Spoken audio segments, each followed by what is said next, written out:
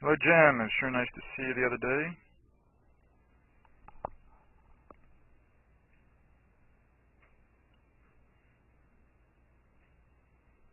Again, one of the good things we saw about your swing was that downswing plane, that downswing path with the club head, is beautifully right around that plane line on the downswing, then above it, after impact through the top of your left shoulder there in your follow-through. And then from this face-on angle, there's a nice weight shift onto your right foot going back, left foot coming through.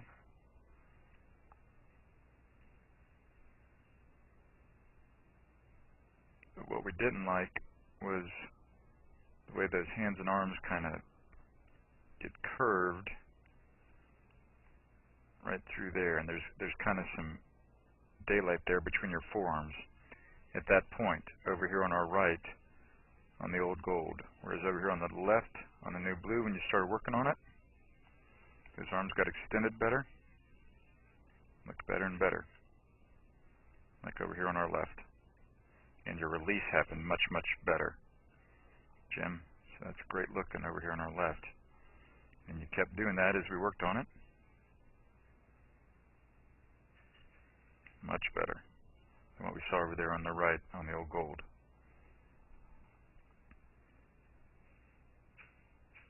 And then over here, it looks better on the down the line angle on the new blue at that point in your follow through, because those arms were extended better. You don't see your elbow down on your side there, on your left side, your left elbow on the new blue, whereas you saw that on the old gold on the right. And also remember, now the club head is much closer to the plane line earlier in the downswing, whereas here it's kind of steep before it gets on there. So that looks a lot better there when your hands are at about stomach level on the new blue on the left, and that will help. If you can get used to that, Jim, that will help take away the hook that tends to get produced by the old gold swing over there on our right.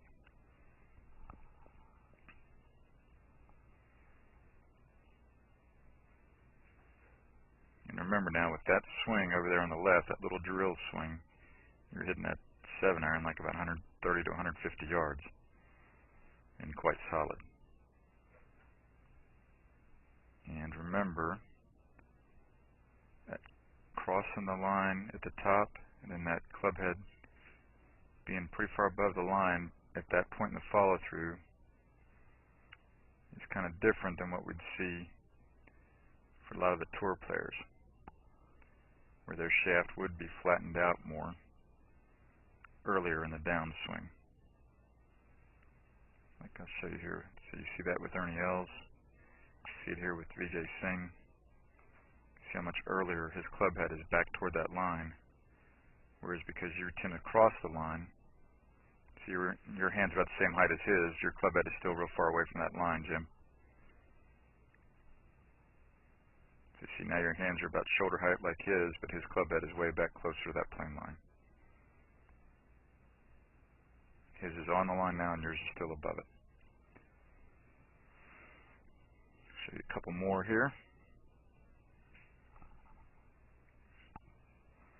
Notice again now, when his hands are about shoulder height, how much flatter the shaft is. The club head is much closer to the plane line for the tour players at that point.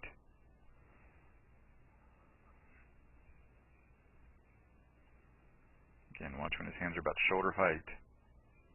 See how that club head is back closer to the line, his shaft is flatter than yours at that point. Here's another one.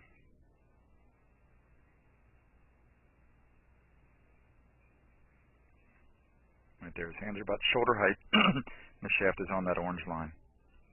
Club head's back more toward the plane line.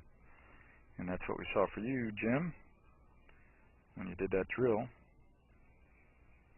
Right there. Much better looking, Jim. Look forward to talking to you soon. Take care. This is Joel Suggs. I sure enjoyed meeting you down at the Cincinnati Golf Show this weekend and showing you your swing on the 2D equipment that I have. And so I want to take about 2 to 3 minutes to just show you around Meadowlinks. This is the studio I use in the winter for all my students. You see there's the down-the-line camera angle for our 2D equipment, and then we have the face-on camera angle also, and then what we also have here is 3D equipment to where I can show you your swing from 6 different camera angles with this 3D equipment,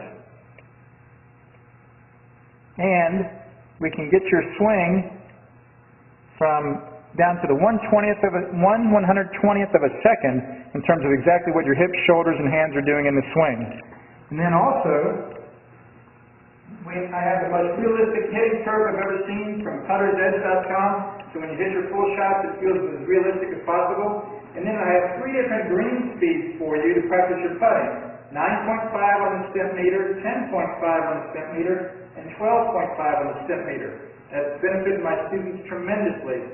And then also I have a lot of learning aids like this Smart Stick.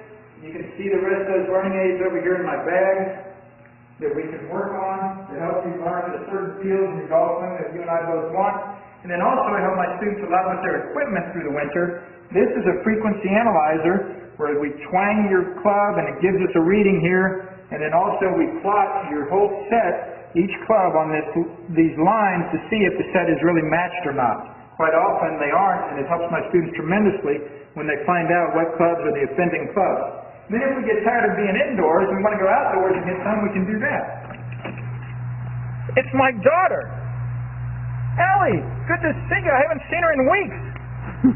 No wonder you've been gone, Ellie. You've been out here playing in the snow all this time. But this is our natural turf area. This is closed until April, as you can see. But it's a fantastic area where we can step outside and hit some balls and get some real ball flight. Or, if we get pretty satisfied that things are looking better on the video here, we're kind of cooped up inside and want to go outside, we can step on out and hit balls and see real ball flight for about 5 or 10 or 15 minutes, however long you and I can stand the cold, out into the air, and we see them land at these different flags. I have a yardage book for this driving range. It's the first one I've ever seen in my life where we know exactly what it is with the front, back, and middle of each green. And again, the covered area here is heated, so we stay out there for about 5, 10, 15 minutes, like I said. It enables us to see some ball flight, and then we get satisfied that things are looking the way we want, and we can come back inside, take off our coat, and look again at the video equipment to see how your swing's looking, to make sure that you understand it. And then notice too, my exercise ball up top here, and then also, so I help my students a lot with their fitness through the winter, and then I will help you also with your sports psychology, with your golf psychology from the golfpsych.com people down in Texas. That's helped my students tremendously a lot over the years too. So again, I sure enjoyed meeting you down at the Cincinnati Golf Show this weekend. I look forward to seeing you again out here this summer at Meadowlinks, or even right now in the winter. I have a lot of people that work on their games with me right through the winter. Check out more information about the things I do to help you at joelsuggs.com. Take care.